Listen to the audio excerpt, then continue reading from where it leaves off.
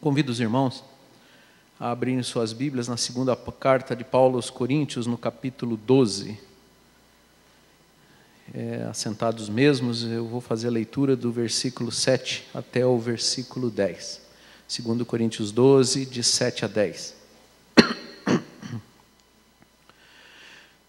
E para que não me ensoberbecesse com a grandeza das revelações, foi-me posto um espinho na carne, mensageiro de Satanás, para me esbofetear, a fim de que não me exalte. Por causa disto, 3 vezes pedi ao Senhor que o afastasse de mim. Então ele me disse: a minha graça te basta, porque o poder se aperfeiçoa na fraqueza. De boa vontade, pois, mais me gloriarei nas fraquezas, para que sobre mim repouse o poder de Cristo. Pelo que sinto prazer nas fraquezas, nas injúrias, nas necessidades, nas perseguições, nas angústias por amor de Cristo. Porque quando sou fraco, então é que sou forte. Bom, recentemente, nós tivemos notícia aqui de um evento lá em São Paulo. É um evento que tem recebido grande importância do Estado brasileiro, tem sido custeado com dinheiro público, conta com o apoio de autoridades brasileiras, inclusive presencial,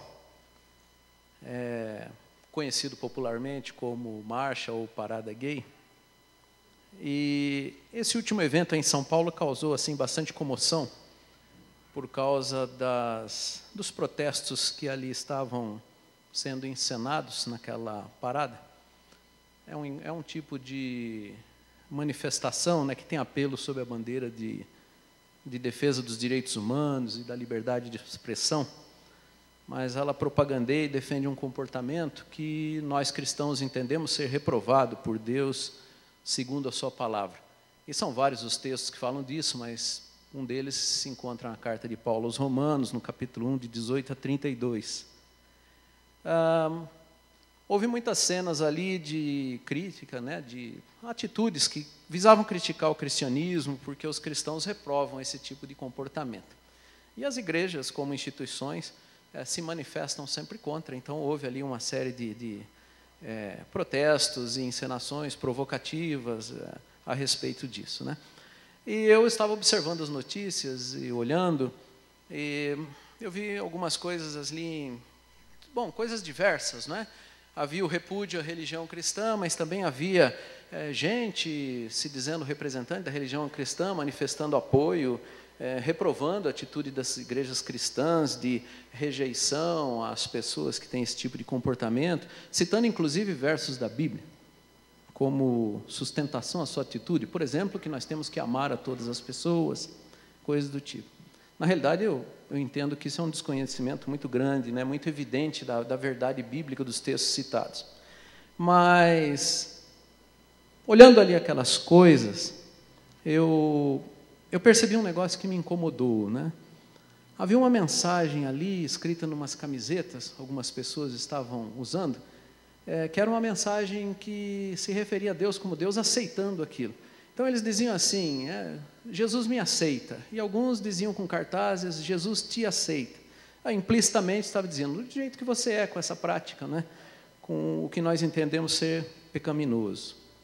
E isso, para mim, é algo preocupante, porque se trata de um engano sutil de que Deus aceita você como você é.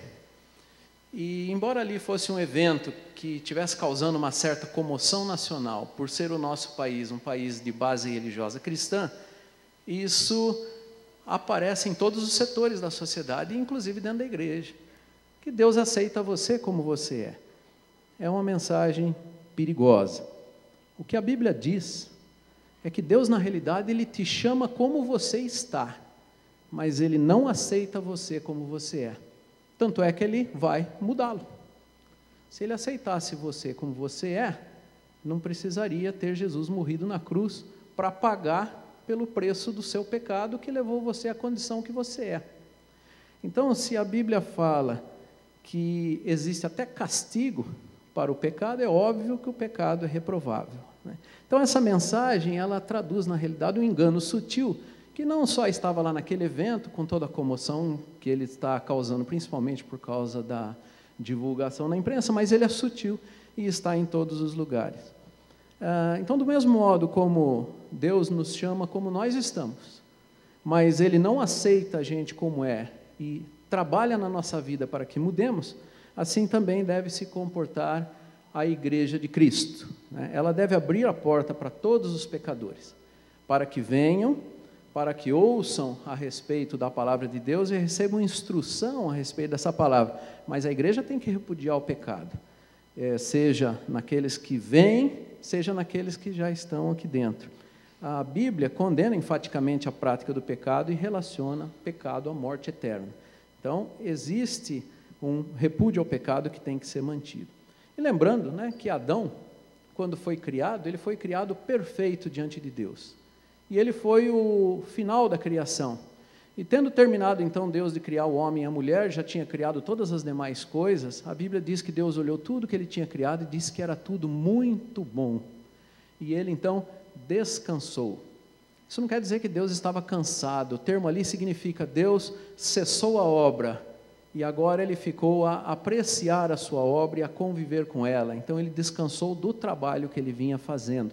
Deus não se cansa, não é? Aí, passado o tempo, o Adão peca. E o pecado, Adão tinha sido advertido a respeito disso, trouxe a morte, uma pena bastante dura. E uma vez vindo a morte, houve separação entre Deus e o homem. Adão foi expulso do jardim, não pôde mais conviver com Deus como ele convivia. E a partir daquele momento, né, nenhum dos seus descendentes pôde mais estabelecer a interação que havia entre Deus e Adão antes do pecado. Jamais isso se repetiu na história humana. Mas o que Deus faz? Ele começa um processo de regeneração. Ele não elimina o homem pecador e cria um novo homem que é todo santo de novo e começa tudo do zero. Mas ele pega o homem pecador e vai regenerá-lo. E ele cria de novo o homem, espiritualmente falando, mas preserva o homem no seu corpo natural acostumado ao pecado, com a sua mentalidade que ainda é acostumada ao pecado, e começa um trabalho de aperfeiçoamento desse homem. Um trabalho que deve terminar no dia em que esse homem se encontrar com Deus e ele for glorificado assim como Cristo está glorificado. Então, a vida toda do crente é uma vida de mudança. Deus está sempre mudando, porque você ainda não está bom. Você ainda não está do jeito que Ele quer. Então, no que diz respeito... e Deus afirma em vários lugares da Bíblia, mas Paulo reconhece, por exemplo, lá em Filipenses, capítulo 1, versículo 6, que o autor das mudanças é Deus, não somos nós.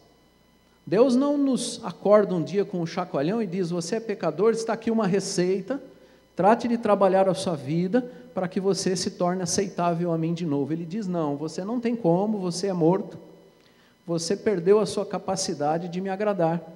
Agora eu vou trabalhar a sua vida. Então, o autor dessa transformação, desse aperfeiçoamento, levando-nos à glorificação, é o próprio Pai. E Paulo, quando escreve aos Filipenses, ele diz o seguinte, lá no capítulo 1, versículo 6, eu estou plenamente certo que aquele que começou boa obra em vós há de completá-la até o dia de Cristo Jesus. Então, essa mudança vai em andamento até esse dia. No que diz respeito ao repúdio ao pecado, nós temos de fazê-lo a todo e qualquer pecado, não só aquele que salta aos olhos e causa escândalo à sociedade ou à igreja, mas todo pecado é reprovável diante de Deus, todo pecado causa separação entre nós e o nosso Deus. Jesus, quando estava criticando os escribas e os fariseus, que eram os detentores dos oráculos de Deus, eles tinham a lei nas suas mãos e eles orientavam o povo, eles ensinavam o povo, e eles estavam ensinando atitudes para o povo. O que você tem que fazer, como é que você tem que se comportar, que dias você tem que respeitar. E Jesus estava olhando para aquilo com indignação e dizia, vocês estão colocando um fardo em cima deles que vocês não são capazes de carregar, nem com um dedo vocês querem mover esse fardo que vocês estão colocando sobre eles.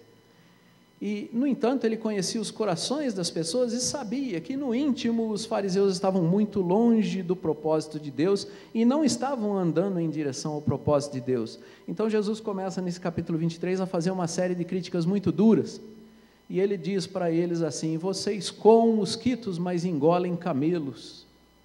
Vocês estão olhando os pecados dessas pessoas, que são pessoas que estão vindo buscar alguma orientação, mas, no entanto, vocês estão sustentando os seus pecados. Então, no que diz respeito a pecado que condena você à morte, não tem distinção, qualquer um separa você de Deus e te condena ao inferno. Mas, quando você é líder, quando você é conhecedor da palavra e você sustenta o seu pecado, esse pecado tem peso de um camelo, perto do pecado daquele que está buscando conhecimento para regenerar a sua vida, para se aproximar de Deus, para ser beneficiado por esse processo de regeneração. Então vem o texto que nós lemos aqui. Esse é um texto muito rico em lições. Tem muitas mensagens, eu mesmo já ouvi muitas mensagens a respeito desse texto, mencionando vários aspectos dele. É um texto que, através do qual nós podemos aprender muita coisa no que diz respeito à vida cristã. É um texto que sempre me chamou muita atenção.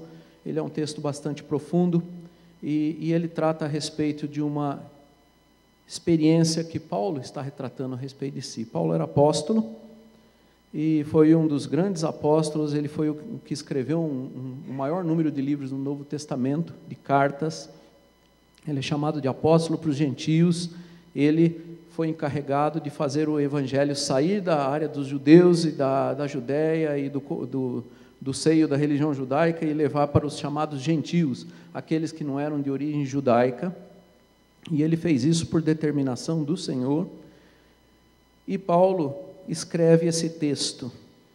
E ele escreve esse texto seguindo a um texto onde ele está defendendo que ele é apóstolo, que ele recebeu a missão de apostolado do Senhor, que a mensagem que ele trazia era uma mensagem que ele tinha recebido direto do Senhor e não dos outros apóstolos que se encontravam em Jerusalém. Ele estava sendo questionado na igreja de Corinto, uma igreja que ele havia criado, e depois dele ter dito que ele tinha tido a experiência de ter revelações divinas lá no céu, em seguida ele diz que para que ele não se ensoberbecesse com a grandeza dessas revelações, havia nele alguma coisa reprovável, alguma coisa da qual ele não gostava, alguma coisa que o humilhava, alguma coisa que dizia: Paulo, apesar de apóstolo, apesar de ser uma pessoa escolhida, apesar de ser uma pessoa com quem o Senhor tem falado pessoalmente, você não é nada, eu te derrubo a hora que eu quiser.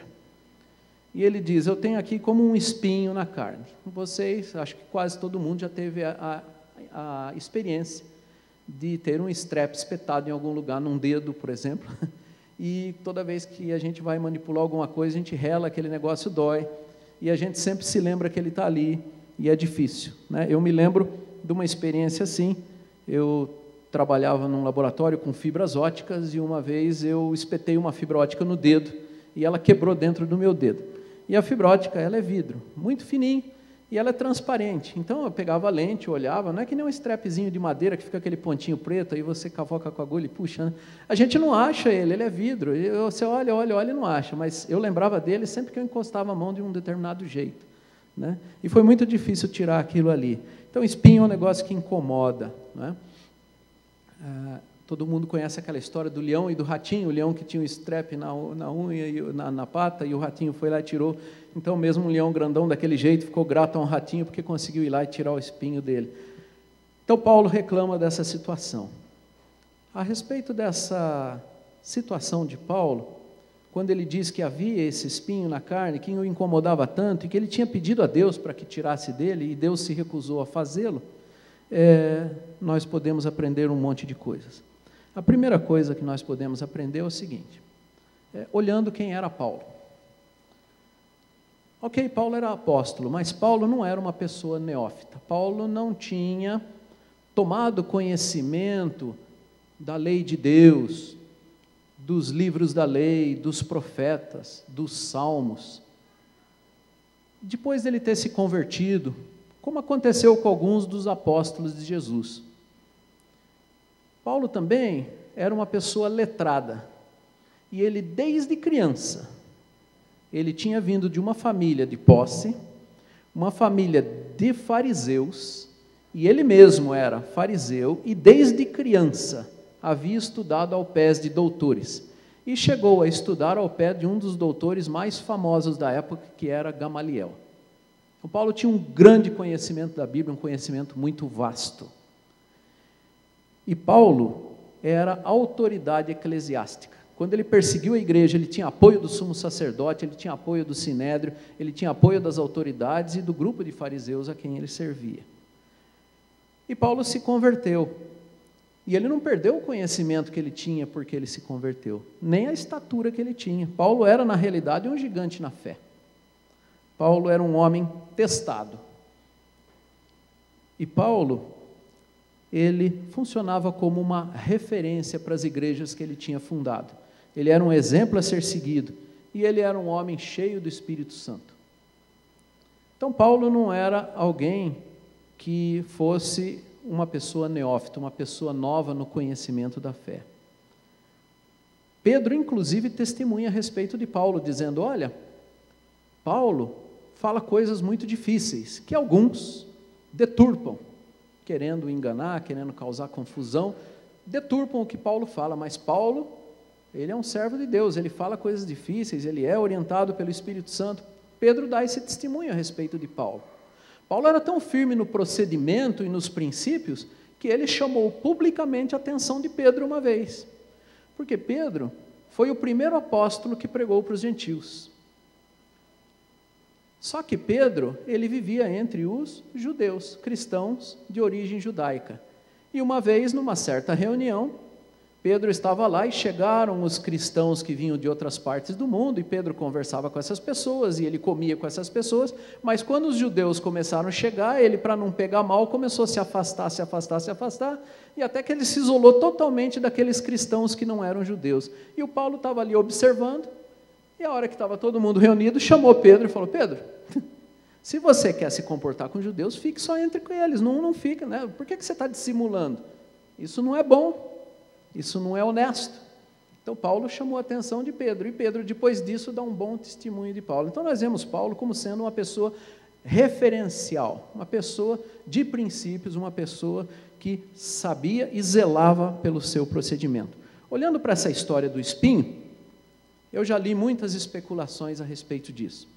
Alguns diziam, o espinho de Paulo devia ser um problema de visão que ele teve, porque quando ele se converteu no caminho de Damasco, ele ficou cego, daí quando ele foi curado, ele nunca mais voltou a ver, isso era uma espécie de castigo para ele, e ele pedia a Deus que voltasse a ver direito, né? E ele não via, e muitas pessoas escreveram as cartas para Paulo, ele fazia às vezes só a saudação de próprio punho e mencionava. Numa das cartas que ele mesmo escreveu, ele avisa que é ele que está escrevendo e ainda avisa, olha com que letras grandes eu estou escrevendo. Então alguém especula desse jeito. Essas coisas eu encontro em comentários bíblicos, meus irmãos. Outros dizem, talvez Paulo ele questionava muito a questão da sensualidade, talvez ele tivesse um problema com relação a isso. Outros dizem, não, Paulo, um apóstolo do jeito que era, poderoso em obras, vivia preso, chicoteado, e talvez isso fosse ruim para ele, e ele reclamasse disso. Então, há especulações sobre o que seria o espinho de Paulo. Mas aí, se a gente começa a ler a respeito de Paulo, nas suas cartas, a gente encontra algumas coisas interessantes. Quando a gente lê na carta de Paulo aos Filipenses, no capítulo 3, do versículos 3 a 6, ele diz assim, porque nós é que somos a circuncisão, nós que adoramos a Deus no Espírito, e nos gloriamos em Cristo Jesus, e não confiamos na carne, bem que eu poderia confiar também na carne. Se qualquer outro pensa que pode confiar na carne, eu ainda mais. Circuncidado ao 8º dia, da linhagem de Israel, da tribo de Benjamim, hebreu de hebreus, quanto à lei fariseu, quanto ao zelo perseguidor da igreja, quanto à justiça que há na lei, irrepreensível. Então Paulo, esse é o conceito que ele dá de testemunho quando está escrevendo aos filipenses, mas depois ele continua esse texto, ele não está se exaltando, ele diz, olha, para mim o que era lucro, considerei perda por causa de Cristo. E aí ele anula tudo isso daí, porque não é justiça mediante a lei que salva você, mas sim a mediante a graça. Então, mas ele afirma, se alguém quer dizer que na lei era irrepreensível, eu mais ainda.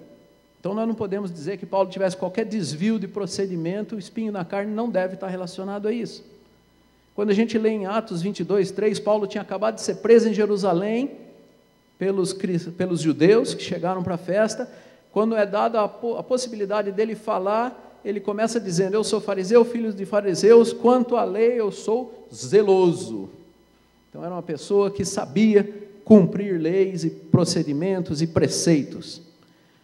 A gente também encontra nas cartas de Paulo aos Coríntios que ele tinha autoridade e ele impunha essa autoridade, e ele demonstra isso quando ele ameaça os coríntios de não poupá-los caso fosse visitá-los e os encontrasse com procedimentos errados. Então Paulo era referência, não era em termos de procedimento, não era em termos de desvios que Paulo tinha alguma fraqueza que poderia ser considerado espinho. Então a primeira coisa que nós temos que ver a respeito de Paulo: Paulo é uma pessoa exemplar, e ele reclama que ele tinha um espinho. Então vamos olhar primeiro, então, no segundo ponto, qual é a razão desse espinho? Paulo mesmo diz: foi-me posto um espinho na carne para que eu não me ensoberbecesse, por causa das visões celestiais, por causa da grandeza das revelações do Senhor. Olha, parando um pouco aqui, vamos lembrar de uma coisa. Jesus Cristo uma vez disse o seguinte: qual era a vontade de Deus com relação a gente? Ele diz: sede vós perfeitos, como perfeito é o vosso Pai celeste. Está escrito lá em Mateus 5,48. Então a vontade de Deus é que nós sejamos perfeitos. Ora, o autor do aperfeiçoamento é o Espírito Santo de Deus. Nós vimos aqui em Filipenses 1,6, que aquele que começou a boa obra em vós há de completá-la até o dia de Cristo Jesus. E Jesus, se despedindo dos discípulos, lá em João capítulo 16, 13, antes dele ser crucificado, ele disse que ele iria, mas viria o Consolador, e o Espírito Santo de Deus, o Consolador, nos guiaria a toda a verdade. Então o autor do aperfeiçoamento é Deus. A vontade dele é que sejamos perfeitos, e o aperfeiçoador é Ele. Aquele que começou boa obra em vós, a boa obra em nós começa quando nós somos nascidos de novo, e então agora com a visão daquilo que tem que ser a nossa vida, e arrependido dos nossos pecados, nós nos convertemos, e uma vez convertidos, nós queremos que o nosso comportamento seja perseverante na direção para a qual nós nos convertemos, e nós queremos isso no íntimo, mas queremos que isso também apareça no nosso exterior. Nós queremos ser a imagem de Cristo, quando nós nos convertemos. E essas mudanças são exortadas na Bíblia. Nós encontramos uma porção de exortações desse tipo, num monte de lugares do tipo: não minta mais, não faça isso, não faça aquilo, faça assim, ame o seu inimigo, não fale mais mal da autoridade, e aí vai. Um monte de procedimentos que são reflexos, consequências daquele que tem Cristo habitando em si, aquele que tem o Espírito Santo dentro de si. Agora, para que essas mudanças aconteçam, será que nós somos capazes de colaborar fazendo alguma coisa? Deus esclarece isso dizendo lá para Jeremias, capítulo 13, versículo 23. Ele diz assim: pode o etíope mudar a cor da sua pele? Ou o leopardo mudar as suas manchas? Então poderíeis aprender a fazer o bem, estando acostumados a fazer o mal. Então não tem jeito, nós não temos como colaborar com o plano de Deus no que diz respeito a fazer coisas boas. Jesus dá a receita. Você quer ser a imagem de Cristo? Você quer andar como Ele andou? Você quer ir após Ele? Ele diz: você quer vir após mim? Se alguém quer vir após mim, a si mesmo se negue. Ele está dizendo: deixe que eu conduza a sua vida, deixe que eu tome as decisões, deixe que eu diga onde você pisa. Depois ele diz: tome a sua cruz, assuma o seu encargo. Qual é o nosso encargo? Nós temos que ser testemunhas. E uma vez que somos testemunhas da transformação que o Espírito Santo causou em nós e da presença dele em nós nos dirigindo, nós podemos pregar o Evangelho a todo aquele que pergunta a respeito da razão da esperança que há na gente. E aí ele diz: então siga-me. Aí continua e siga. E esse que anda assim, quando se desviar para a direita e quando se desviar para a esquerda, o ouvido vai ouvir atrás de si uma palavra dizendo: este é o caminho, andai por ele. O Espírito vai dirigindo, vai dirigindo, vai dirigindo. E o que a nossa irmã mencionou, recitou aqui na hora do louvor, ela disse: recebereis poder ao descer sobre vós o Espírito Santo, então sereis minhas testemunhas.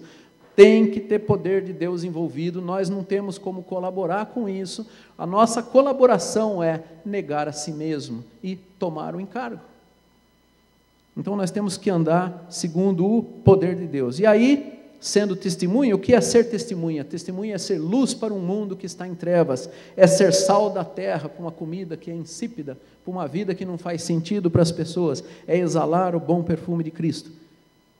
E Jesus, no mesmo momento da despedida, lá em João capítulo 15, ele diz que ele é a videira verdadeira, nós somos os ramos, o ramo que produz fruto ele limpa para que produza mais fruto, o ramo que não produz fruto ele corta e lança fora, e ele diz assim: sem mim nada podeis fazer, nem se aperfeiçoar, nem ser testemunha, nem produzir frutos.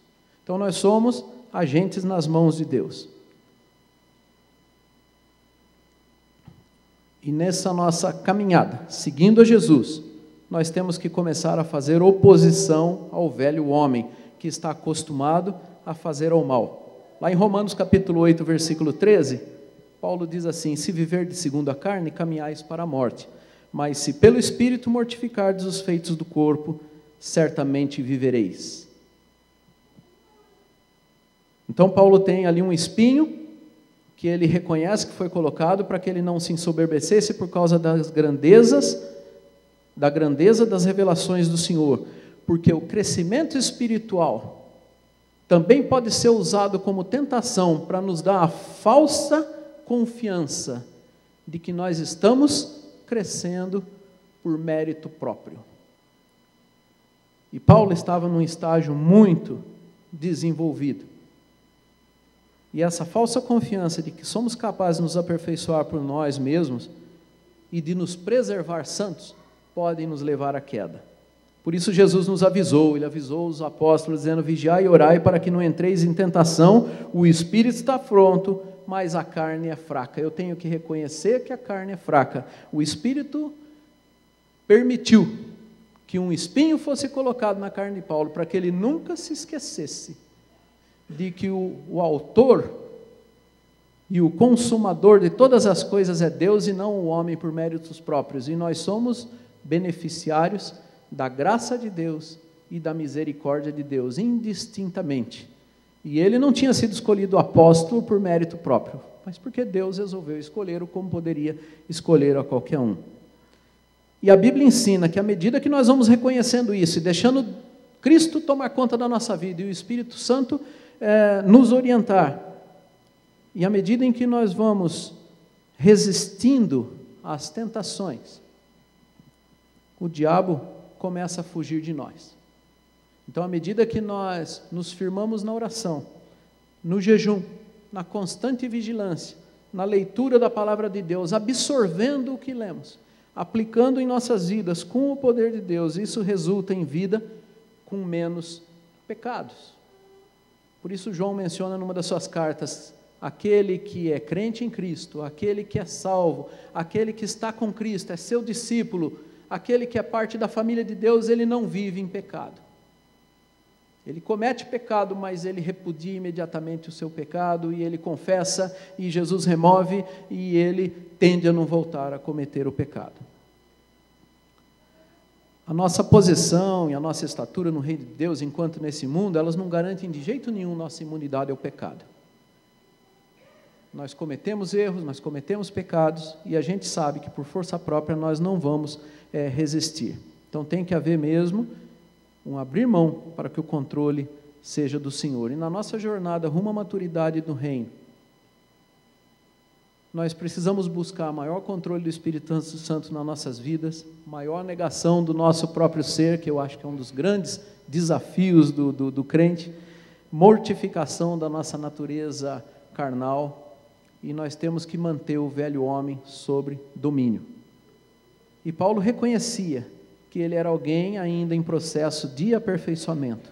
Lá em Filipenses, no capítulo 3, nos versículos 12 em diante, ele diz assim: Não que eu tenha já recebido ou tenha obtido a perfeição, mas prossigo para conquistar aquilo para o que eu também fui conquistado por Cristo Jesus. Irmãos, quanto a mim, não julgo havê-lo alcançado, mas uma coisa faço, esquecendo-me das coisas que para trás ficam e avançando para as que diante de mim estão, prossigo para o alvo, para o prêmio da soberana vocação de Deus em Cristo Jesus. Todos, pois, que somos perfeitos, tenhamos este sentimento, e se porventura pensais de outro modo, também isto Deus vos esclarecerá. Todavia, andemos de acordo com o que já alcançamos. Então, nós estamos numa vida de progresso. Paulo fala assim, né? Irmãos, quanto a mim, não julgo havê-lo alcançado. Então, prosseguimos para o alvo. Paulo tinha esse espinho na carne, que o ajudava a lembrar que ele ainda não tinha chegado à plena estatura de Cristo. E que ele dependia da ação do Espírito Santo, porque dele não tinha nada de bom que pudesse contribuir nesse processo. Um outro aspecto que eu quero compartilhar com os irmãos é a respeito da natureza desse espinho. O que nós encontramos na palavra de Deus em tudo quanto é lugar? Mas eu cito Isaías capítulo 6, versículo 3, né? Que Deus é santo. Na visão, Isaías está vendo querubins, e querubins estão dizendo: santo, santo, santo é o Senhor dos exércitos. Santo, santo, santo, Senhor dos exércitos. E eles ficavam falando isso, e falando isso, e falando isso, e não paravam, e não paravam, e não paravam. A visão começa assim. Nós vemos no Velho Testamento, e repetido no Novo Testamento, a referência a esse texto, onde Deus diz assim: sede santos, porque eu sou santo.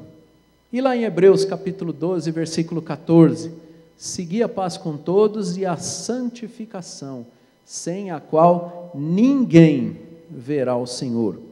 Opa, a questão de santidade é séria para Deus. Deus não tolera o pecado. A partir do momento que Adão foi expulso do jardim do Éden, acabou o contato direto com Deus. Moisés é famoso por ser referido como o profeta que conversava com Deus face a face, mas Deus aparecia para ele na forma de uma nuvem, e Deus entrava na tenda, e ele também, e um dia ali, Moisés ganhando confiança, querendo saber mais e mais a respeito do seu Deus, porque o contato com Deus nos atrai para querer mais saber dele, e ele diz: peço que o Senhor me mostre a sua glória, e Deus responde para ele assim: nenhum homem vai ver a minha face e vai ficar vivo. Então, Moisés, eu vou fazer o seguinte: eu vou entrar de costas, eu vou pôr a mão em cima do seu olho para que você não me veja, e você só vai me ver pelas costas. E lembre, irmãos, ele estava vendo uma nuvem.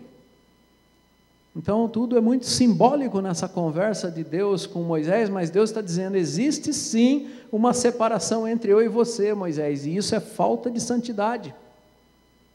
Então, santidade é algo sério.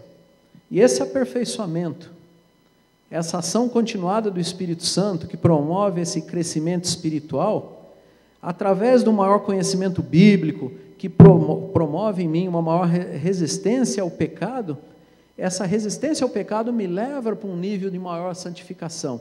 A comunhão com Deus, ela exige mais santificação, e ela me faz sentir a necessidade de mais santificação.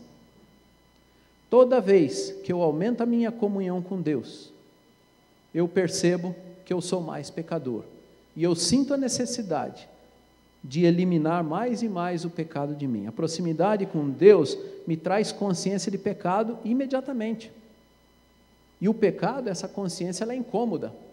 Quando Isaías teve essa visão lá de Deus, a primeira coisa que veio a ele na mente, mas a primeira, ele disse: eu estou vendo Deus, eu sou pecador, eu tenho lábios impuros, eu moro num povo que é igualzinho a mim, pecador com lábios impuros, agora eu vou morrer. Primeira coisa que veio à mente dele: pecado.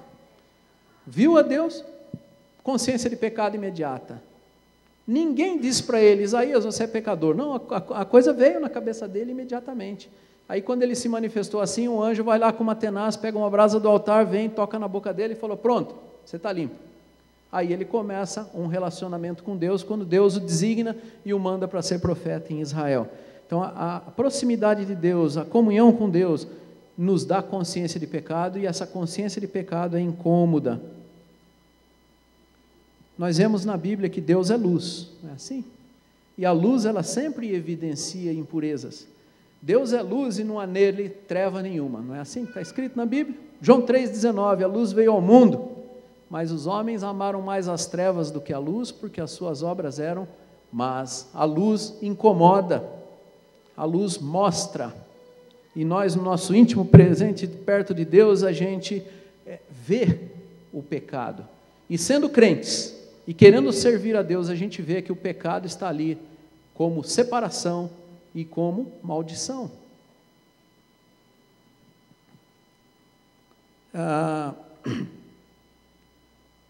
Uma vez eu tive uma experiência interessante com essa história de luz. Nós íamos receber uma visita lá em casa, um amigo muito chegado, aliás, membro da nossa igreja, e a gente preparou um jantar lá em casa. Então, fomos para a copa que ficava do lado da cozinha, e preparamos tudo, e a gente faz aquilo que toda família faz, né? Vai receber alguém, então a gente trata de limpar a casa antes e deixa tudo acertadinho, bonitinho, tira pó daqui, dali, né? Então estava tudo perfeito. Do lado da mesa tinha uma cristaleira, e tinha uma coleção de taças lá, muito bonitas. Essas são as taças da Maísa. Nessa cristaleira, quando nós desenhamos ela e mandamos fazer, a gente teve aquela ideia de colocar aquelas luminariazinhas que ficam por dentro, né? E a gente coloca aquelas lâmpadas de halogênio, são extremamente fortes, né? E fica bonito quando é ligado. Mas, embora as taças estivessem assim, tudo limpo, não dava para ver nada de errado, né? Fazia um tempo que a gente não ligava aquilo, né? E eu tive ideia, eu falei, vou ligar esse negócio aqui porque vai ficar bonito, vamos receber uma visita. Quando eu liguei, aí eu tive um choque, né? Porque as taças estavam todas manchadas. Apareciam as manchas, aquelas rodelinhas de mancha, algumas meio disformes, não é?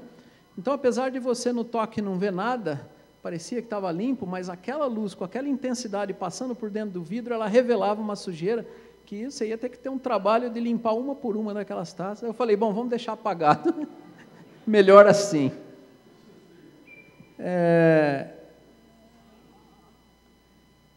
Então, a luz de Deus, ela é desse jeito. Quando ela chega perto da gente, ela revela coisas que normalmente não aparecem.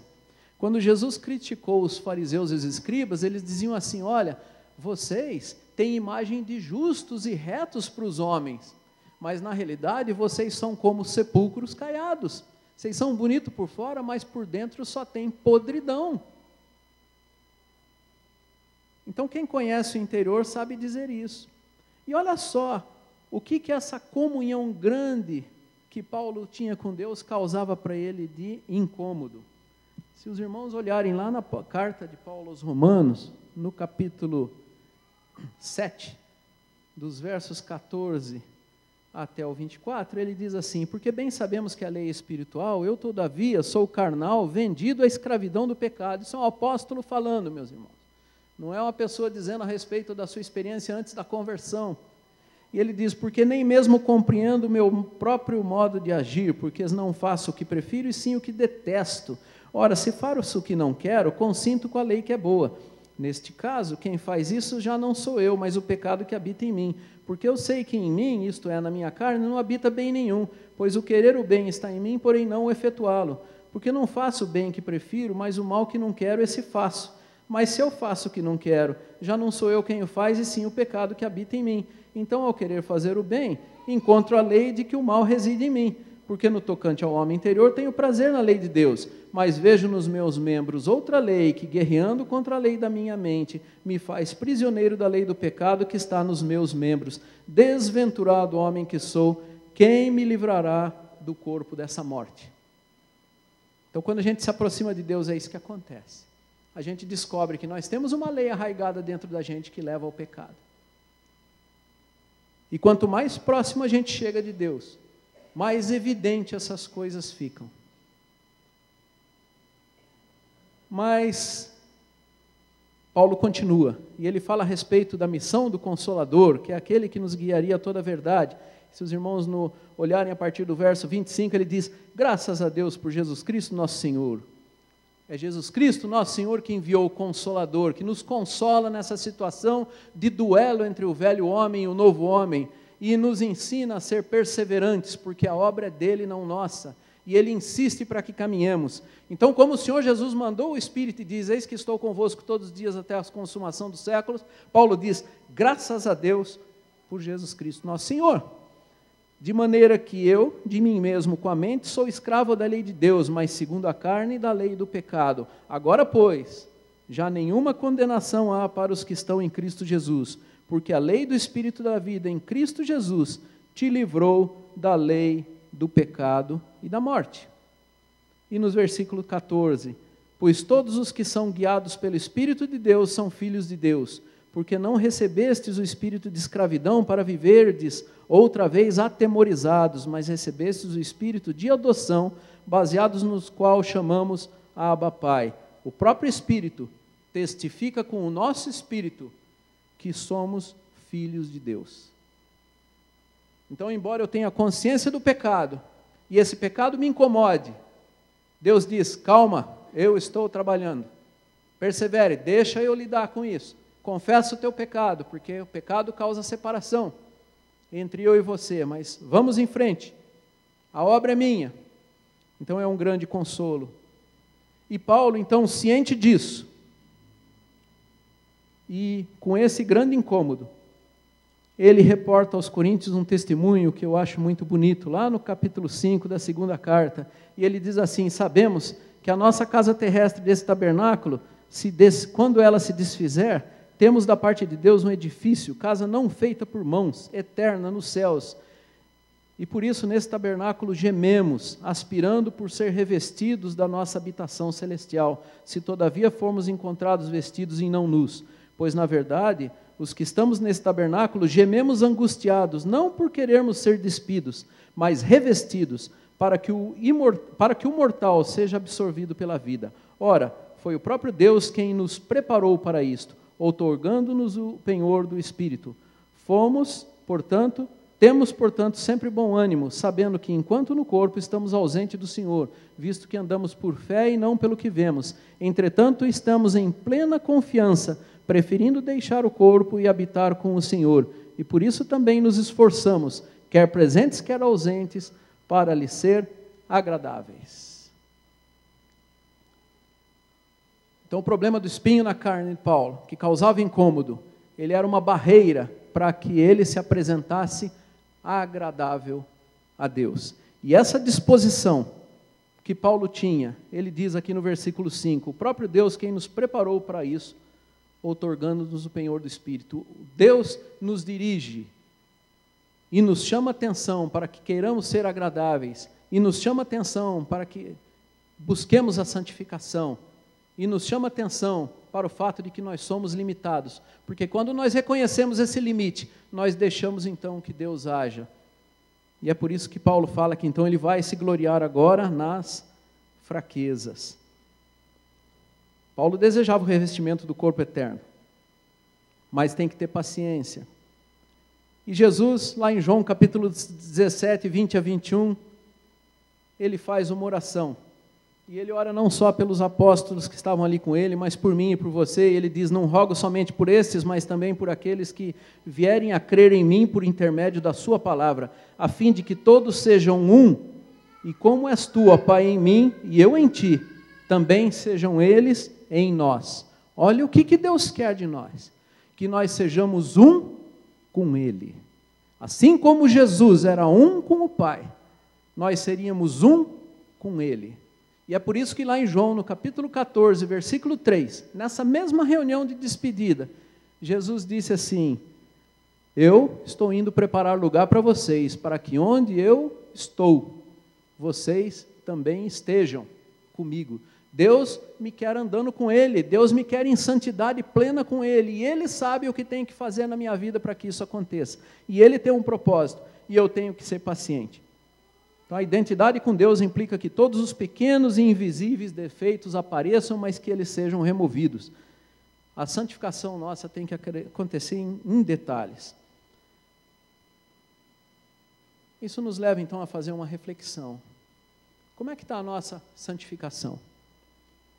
Como é que está o nosso processo de aperfeiçoamento? Nós temos visto de forma evidente a ação de Deus na nossa vida, no nosso aperfeiçoamento, na nossa produção de frutos? Será que eu tenho consciência de pecado? Nós temos consciência de pecado? Nós somos capazes de listá-los? E de confessá-los dia a dia, nas nossas orações íntimas? Será que a gente consegue chegar naquele nível de Davi, que é o homem com o coração segundo Deus, que diz assim: quem há que possa discernir as próprias faltas? Absolve-me das que me são ocultas. Será que o incômodo do pecado está nesse nível para nós? Esse pecado incomoda? Eu não consigo dormir porque eu tenho pecado? Será que nós temos também, como Paulo, esse anseio de sermos libertos deste tabernáculo onde o pecado também habita, para sermos revestidos daquele tabernáculo eterno, santo, perfeito? Quando então eu vou poder ver Deus face a face e conhecê-lo como também sou conhecido?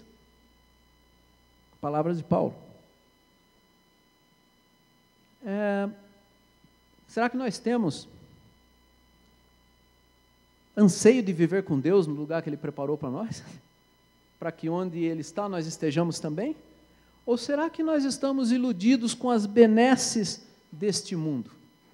Será que eu prefiro viver com as bênçãos de Deus nesse mundo do que na presença do Criador lá no céu?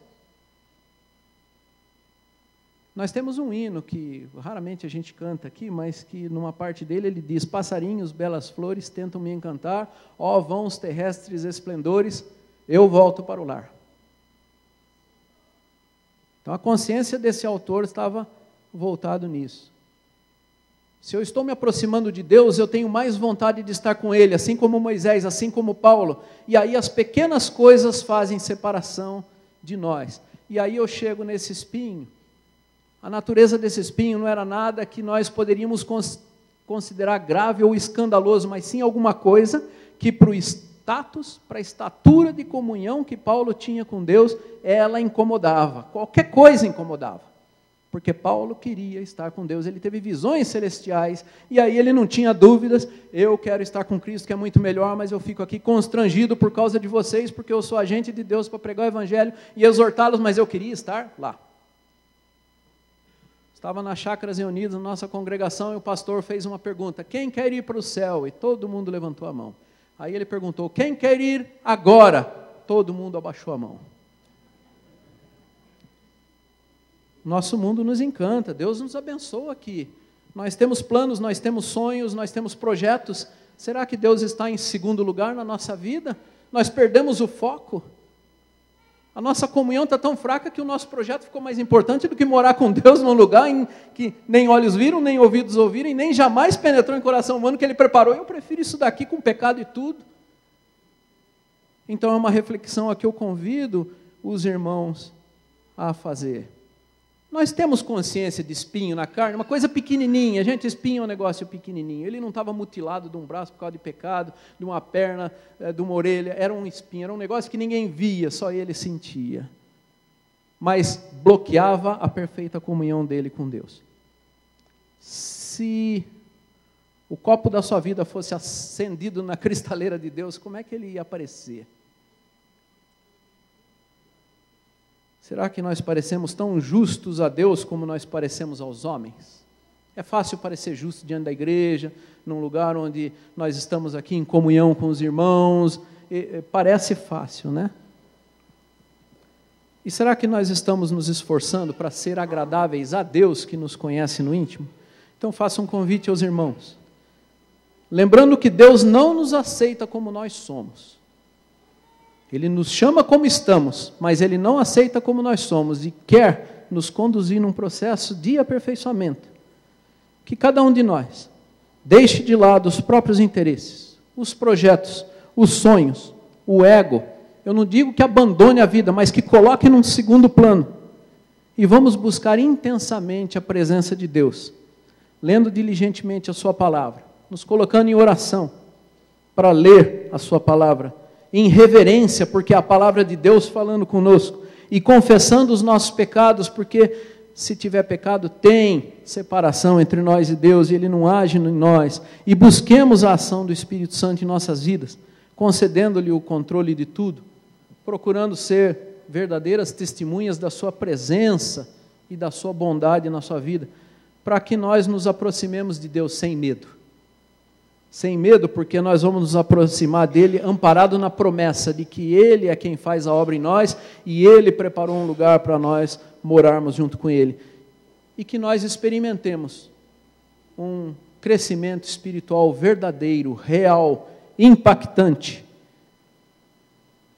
experimentando o aperfeiçoamento que Ele quer realizar na nossa vida. E aí, nós vamos produzir frutos, e os nossos frutos vão permanecer, e nós vamos então com alegria regressar da colheita, carregando os nossos feixes.